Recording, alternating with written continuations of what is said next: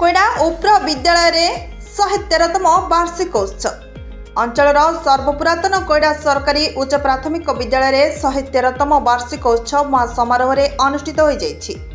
आयोजित कार्यक्रम मुख्य अतिथि भाव कोइडा 2 जिला परिषद सदस्य अशोक कुमार नायक जोग देथिबा बेले मुख्य वक्ता भाव कोइडा कॉलेज अध्यापक राधामोहन पट्टनायक और सम्मानित अतिथि भाव बणाईर पूर्वतन विधायक जनार्दन देहुरी, कोइडा तहसीलदार निर्मल कुमार विश्वाल, कोइडा बीडीओ अभिमन्यु बेहेरा, कोइडा सरपंच ऋषिकेश देहुरी, पूर्वतन प्रधान शिक्षक विद्याधर महंत, सीआरसीसी रंजिता विश्वाल, वार्ड सभ्य परमानंद नायक, पूर्वतन सरपंच कुमारी संध्याराणी नायक, भंजपाली यूपी स्कूल प्रधान शिक्षयित्री श्रीमती प्रतिभा राय प्रमुख जोग देथिले।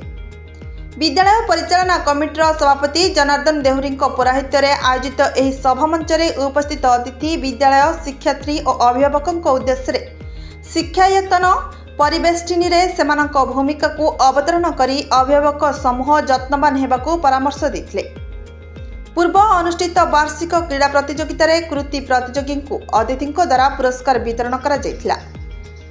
शेषार्धरे छात्र छात्री द्वारा आयोजित रंगारंग सांस्कृतिक कार्यक्रम रे नृत्य गीत परिवेशन करा जायथिला। विद्यालयर प्रधान शिक्षक दीपक कुमार पात्र समेत शिक्षयित्री रथ नायक, काजल सेना बेउरा, सस्मिता जेना, चंचला नायक, कल्पना नायक, रेणुबाला पात्र, शकुंतला दास प्रमुख वार्षिक उत्सव सफल आयोजन नहीं प्रमुख भूमिका ग्रहण करथिले।